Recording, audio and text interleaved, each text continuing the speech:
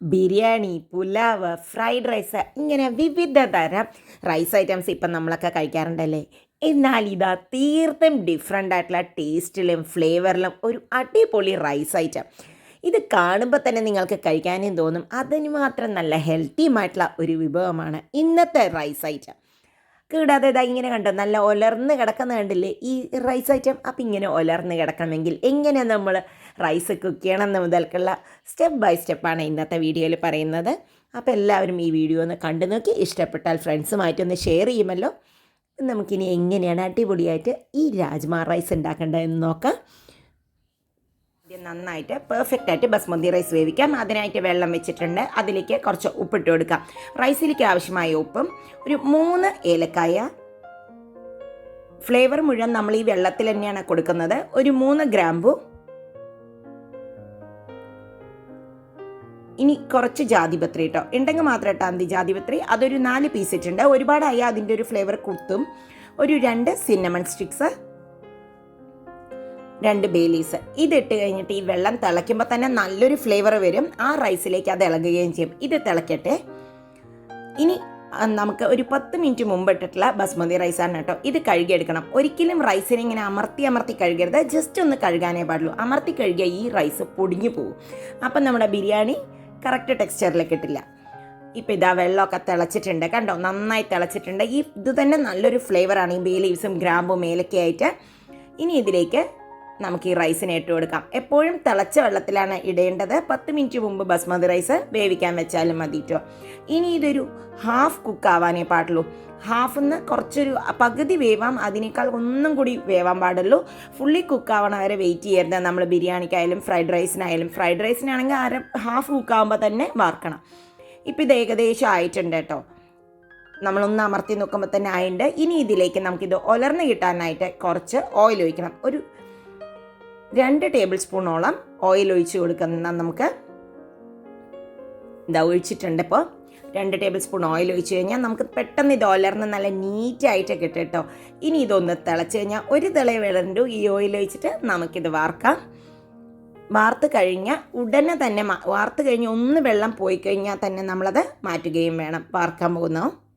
അപ്പോൾ ഇതാ വാർത്തു കേട്ടോ. വാർത്ത് കഴിഞ്ഞ് കണ്ടോ എടുത്ത് വന്നാണ്. ഇതെങ്ങനെ ഇളക്കുന്നതാണ് നമുക്ക് നല്ലത്. അധികം ചട്ടുകിട്ട് ഇളക്കരുത് കേട്ടോ, അപ്പോഴും പൊടിഞ്ഞു പോകാനുള്ള ചാൻസ് ഉണ്ട്.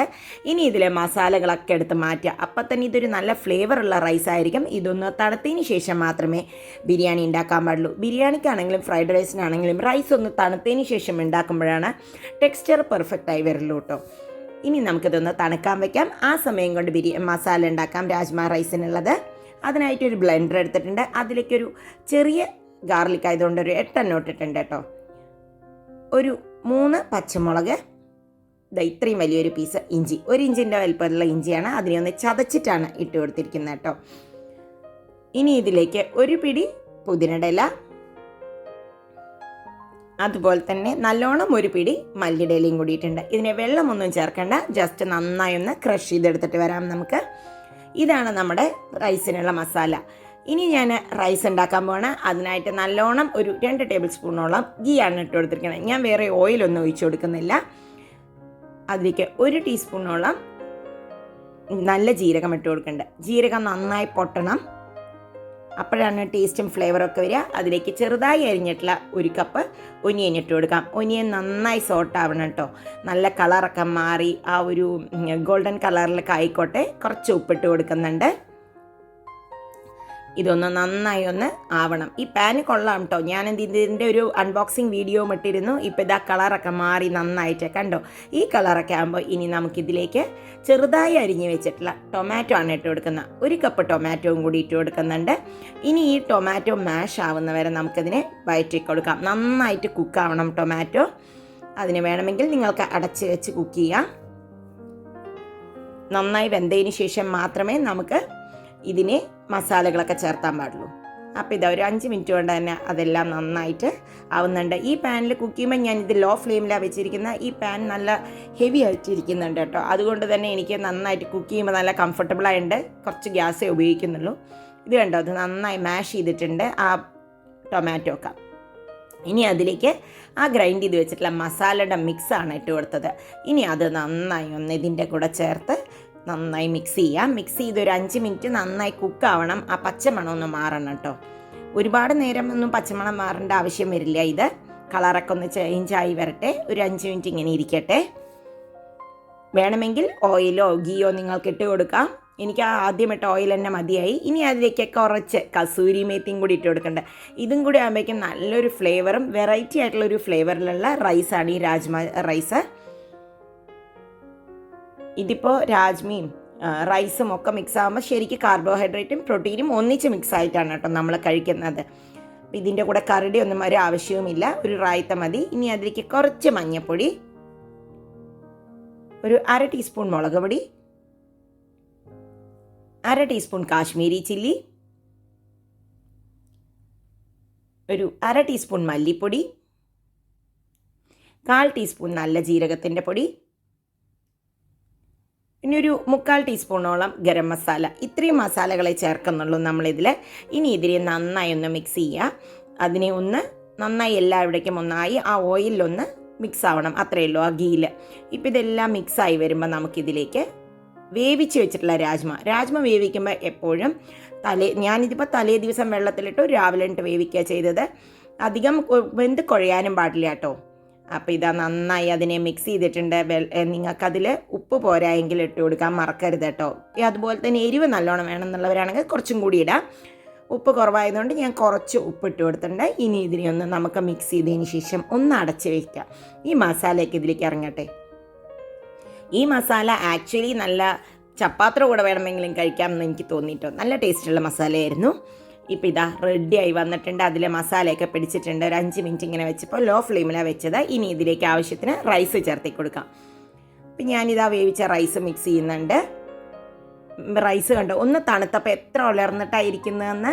ഒന്ന് തണുത്തതിന് ശേഷം മാത്രമേ ഇങ്ങനെയുള്ള ബിരിയാണി ആണെങ്കിലും റൈസസ് ആണെങ്കിലും പുലാവ് ആണെങ്കിലും ഒക്കെ ഇങ്ങനെയാണ് നിങ്ങൾ വെക്കുന്നതെങ്കിൽ ചെയ്യാൻ പാടുള്ളൂ.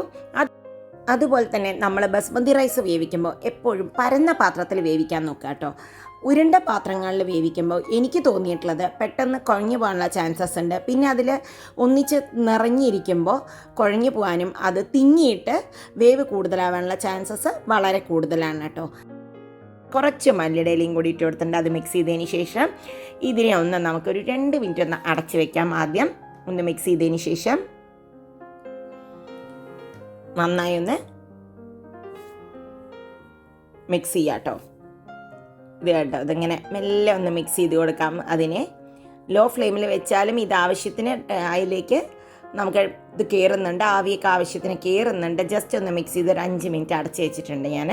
അപ്പോൾ ഇതൊരു 5 മിനിറ്റ് കഴിഞ്ഞപ്പോൾ തുറന്നു. ഇനി ഇതിൻ്റെ മുകളിലേക്ക് ഞാൻ കുറച്ചൊരു ഇൻഗ്രീഡിയൻസും കൂടി ഒന്ന് ചേർക്കാൻ വേണ്ടിയിട്ട് അതും കൂടി ആകുമ്പോഴാണ് സൂപ്പറായത് ഈ രാജ്മ റൈസ് എന്ന് എനിക്ക് തോന്നിയത്. വെള്ളിയാഴ്ചയൊക്കെ ആകുമ്പോൾ എനിക്ക് കുറച്ച് കുക്ക് ചെയ്യാനൊക്കെ മടിയൊക്കെ ഉണ്ടാകും. നമുക്ക് നല്ല ഹെൽത്തി ആയിട്ടുള്ള വെറൈറ്റി ആയി റൈസ് കഴിക്കാം. ഇനി ഇതിൻ്റെ മുകളിലേക്ക് നമുക്ക് കുറച്ച് ബട്ടറാണ് ഇട്ട് കൊടുക്കണം. ബട്ടർ ഇട്ട് കൊടുത്തു കഴിഞ്ഞാൽ സത്യം പറയാമല്ലോ നല്ല ടേസ്റ്റും ഫ്ലേവറും കൊടുക്കുന്നുണ്ട് കേട്ടോ റൈസിന്. കുറച്ച് ബട്ടർ അവിടെയും ഇവിടെയൊക്കെ ആയിട്ട് നമുക്ക് ഇട്ട് കൊടുക്കാം. ഈ ബട്ടർ ഇതിലേക്ക് ഇറങ്ങണം. ലോ ഫ്ലെയിമിൽ വെക്കുകയും വേണം കേട്ടോ. ഇനി നമ്മൾ കുറച്ച് ലെമൺ അങ്ങോട്ട് സ്ക്യൂസ് ചെയ്ത് ഒഴിച്ച് കൊടുക്കാം. അപ്പോൾ ഈ റൈസ് ഓട്ടോമാറ്റിക്കലി ആ ലെമണിൻ്റെ ഒരു ഫ്ലേവറും വരും. ചെറിയൊരു ഫ്ലേവറും ചെറിയൊരു പുളിപ്പും. എന്നാൽ നല്ലോണം ഉലർന്ന് കിടക്കുകയും ചെയ്യും. ഇനി നമുക്കിതിനെ എഗെയിൻ ഒരു 5 മിനിറ്റ് നല്ലോണം ലോ ഫ്ലെയിമിൽ തന്നെ അടച്ച് വയ്ക്കാം. ഇത് 5 മിനിറ്റ് കഴിഞ്ഞിട്ടുണ്ട്. അങ്ങനെ നമുക്ക് നോക്കാം. ഇപ്പം നമ്മുടെ റൈസൊക്കെ റെഡിയാണ് കേട്ടോ. ഈ സമയം കൊണ്ട് നമുക്കിനി പോയിട്ട് റായ്ത്തയും കൂടി ഉണ്ടാക്കാം. ഞാനൊരു ക്യാരറ്റ് റായ്ത്തയാണ് ഇതിൻ്റെ കൂടെ കഴിക്കുന്നത് കേട്ടോ. ഇത് കണ്ടോ, നല്ല ഇളക്കി നോക്കുമ്പോൾ നല്ലവണ്ണം ആയിട്ടുണ്ടത്. നല്ല ഫ്ലേവറും ആ ബട്ടറും മസാലയൊക്കെ കൂടിയിട്ട് നന്നായിട്ടുണ്ട് കേട്ടോ. പുതിനയും മല്ലിയും ഒക്കെ നല്ലൊരു ഫ്ലേവർ വരുന്നുണ്ട്.